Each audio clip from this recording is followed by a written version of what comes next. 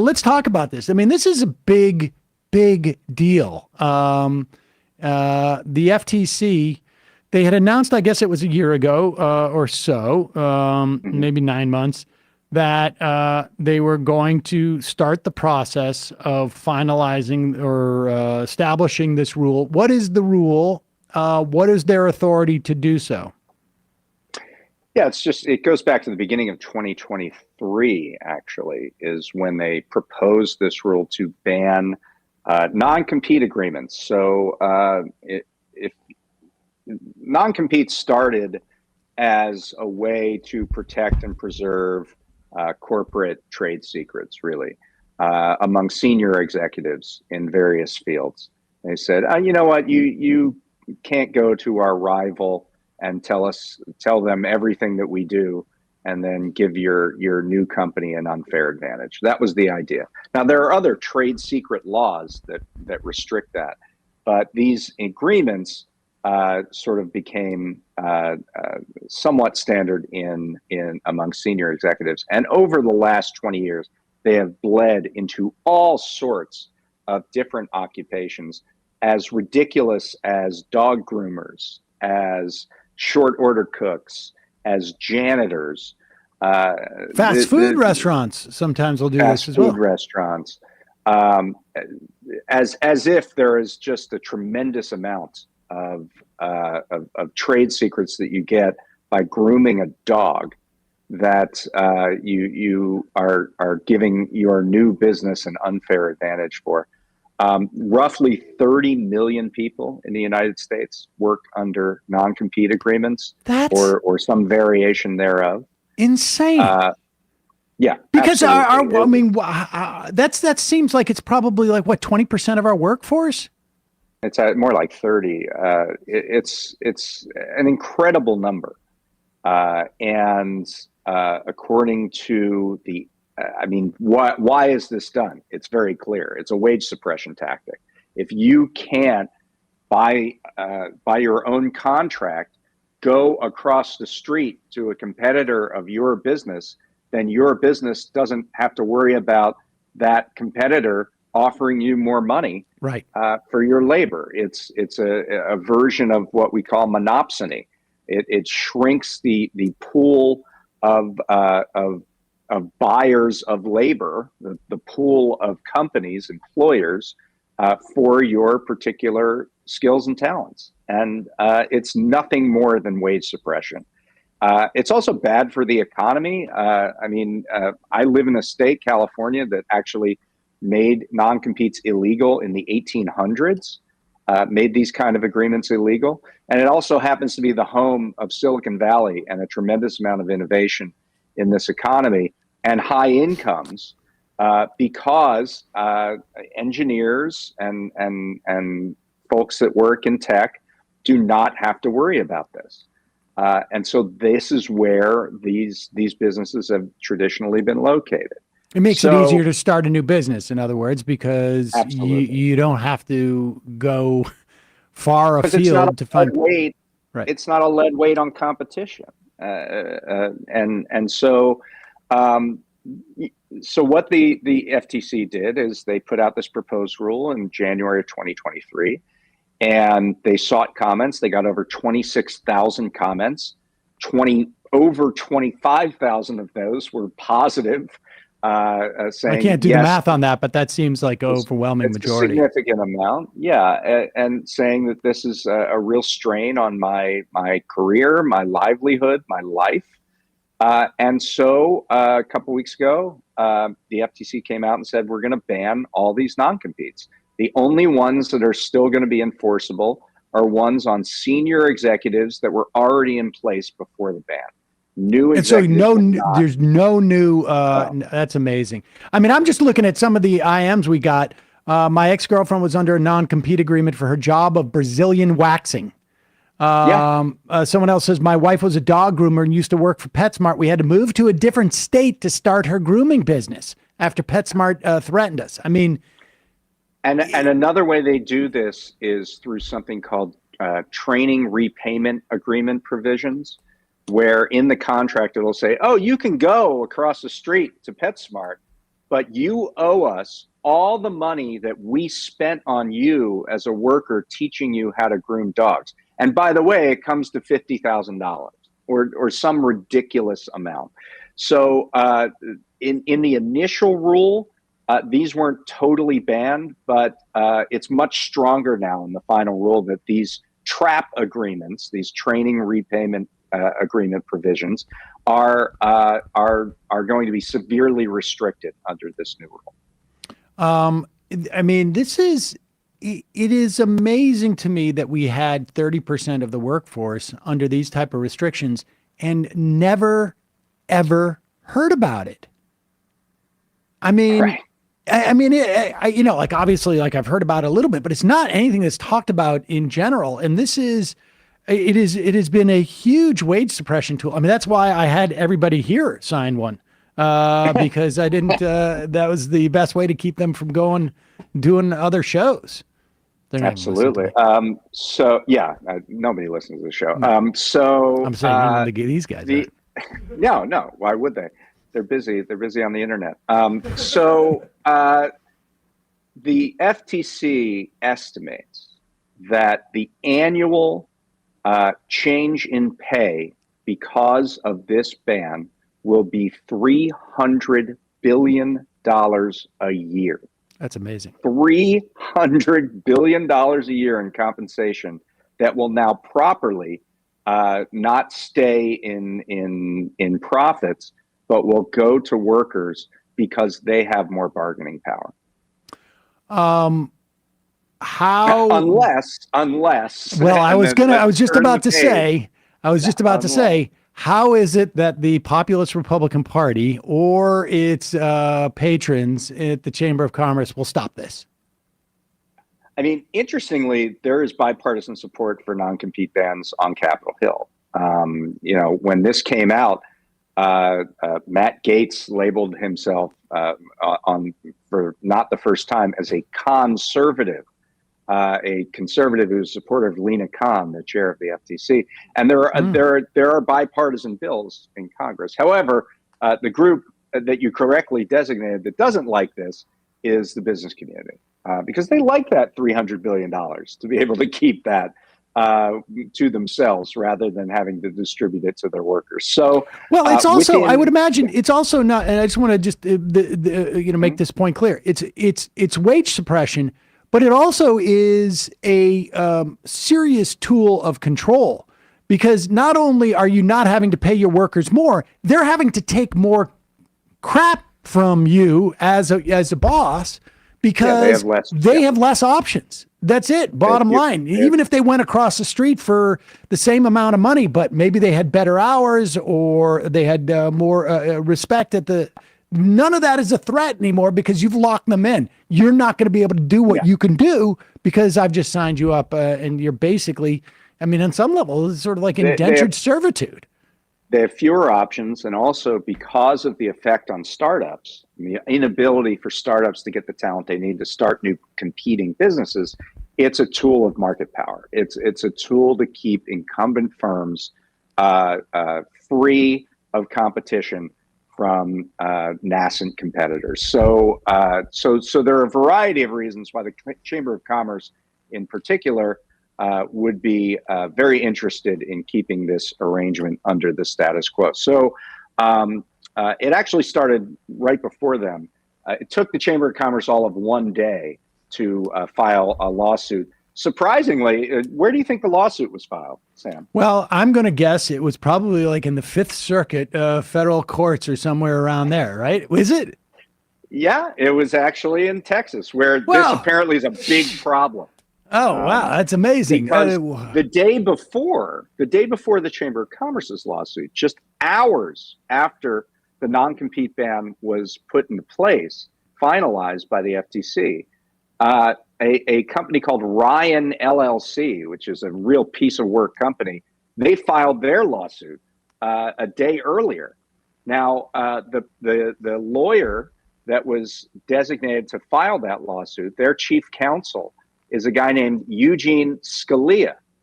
Where have I heard that name before? You might have heard that name before, because he is the son of the former Supreme Court justice. He was also Donald Trump's labor Yes. secretary. And when he's not in office, he is generally seen as the hired gun to knock out rules. He did this throughout the Obama administration and here again during the Biden administration. Did they both file in Texas? Because Indeed, they filed in different parts of Texas. Now there's been a change to the sort of like to the venue shopping. Well, there's been a change in the venue shop. It hasn't taken place yet. There was an alleged change to the venue shopping, but so the Judicial Conference came out and said, we should do this differently so that, there aren't these circumstances like there are in Texas where there is a judicial district with one judge. And so if you file in Amarillo, you're going to get that judge who happens to be a Trump appointed judge to hear your case. So the Judicial Conference said, well, what we should actually do is if you file in Amarillo, you should give it to the entire district there, not just Amarillo, but the entire northern district of Texas, for example, in the case of Amarillo, so that there would be some random assignment there. And the chief judge of the northern district of Texas said, nope, I don't want to do that. Yeah. I didn't realize. And a lot of pressure from the Republicans in Congress. Basically, the Judicial Conference stood down and said this was non-binding guidance. And would you please change your policy? To which the head of the Northern District of Texas said no. No, thank you. So that we're still in the situation of judge shopping, and that's why, of course, these plaintiffs are filing in Texas, where they pretty much know, even under the Judicial Conference's rule, it's not like there are a bunch of liberal judges in Texas. The fact that we have the blue slip rule and there's a lot of deference given to particular home state senators over who the judges are in their particular areas means that if you're filing in Texas, you have a pretty good chance, no matter where you file, that you're going to file in front of a conservative judge. I imagine too, if you've got, if you put in multiple cases, that just increases your odds. It's like putting down a couple more chips on a roulette wheel. You've got more bites at that apple. So they got a Trump judge in the Eastern District for the Chamber of Commerce case. They, I believe, have a Trump judge in the Northern District for this case of Ryan LLC. By the way, Ryan LLC, there's this guy named G. Brent Ryan, who's the head of it. And it's basically a business tax services company. They get huge discounts on corporate taxes for their clients. This guy literally advised Trump on his tax plan in 2016, before the 2016 election. They gave several hundreds of thousands of dollars to the Trump inauguration. He's a part of the conservative ecosystem. Right.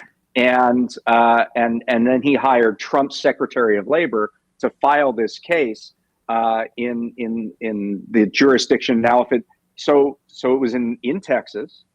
That's the district court level. If it goes to an appeals court, it would go to the Fifth Circuit, and if it goes beyond that, it would go to the Supreme Court, where there's a conservative majority. So we basically have this funnel for these kinds of advances, regulatory advances by the Biden administration, where they never have to touch anything but a conservative activist, essentially, in terms of a judge, to see whether or not they will be allowed to go through. And the arguments being made here are the same arguments we've heard over and over. First of all, they say that, well, the FTC isn't allowed to write rules, even though there's a very clear language in the FTC Act that says they are allowed to write rules and regulations.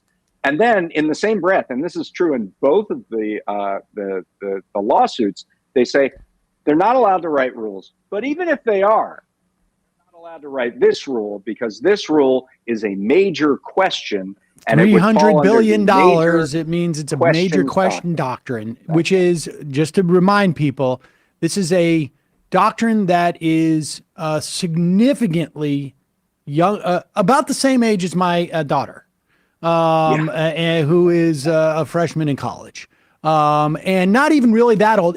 Let me put it this way: it did not exist anywhere except for in the minds of some people, maybe in the Federalist Society. Scalia, I think it was, oddly enough, Scalia may have brought it up about 18 years ago, just sort of like offhandedly. This is sort of a major question. And within the past couple of years, the Supreme Court has decided we don't really need a principle in law. We just need essentially a do not pass, go, collect $200 type of card, which is a wild card where if we look at something and we think it shouldn't really fall into the rubric of anything that's established, written, or in terms of common law, we're just going to call it the major questions doctrine or a major question. And therefore we can just decide, we don't want this to happen.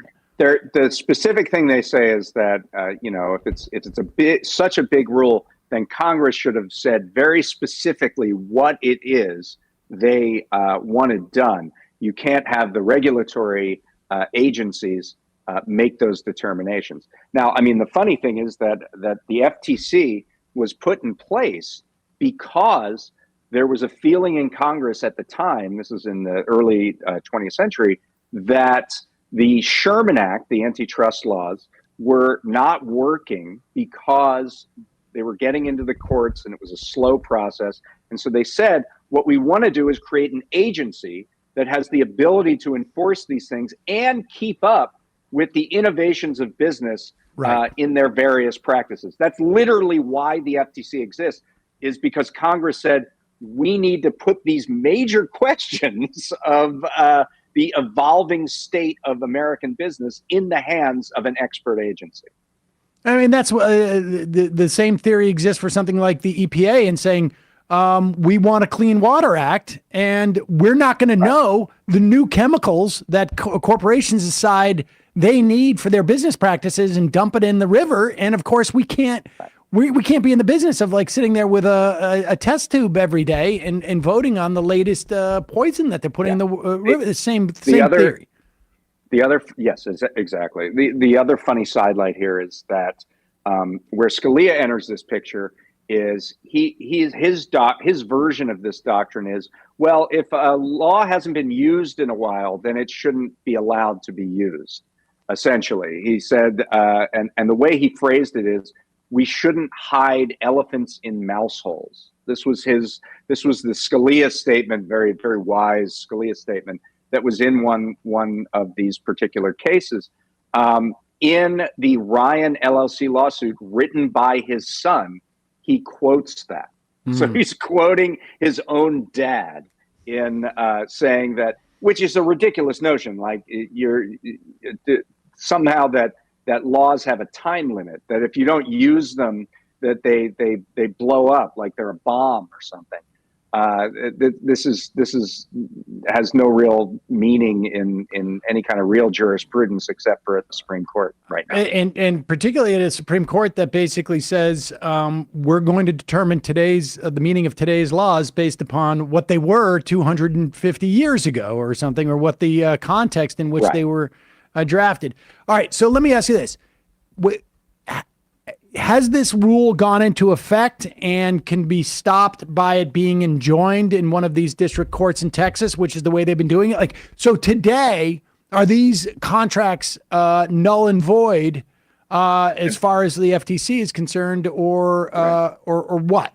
No, there's a 4-month delay in terms of when these will be fully rendered void.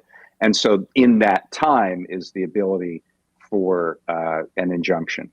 So that is what both the Chamber of Commerce and this Ryan LLC plaintiff, that's what they're asking for. And I mean, it's hard to say they won't get it at all. It's hard to be very confident with the state of the courts that we have.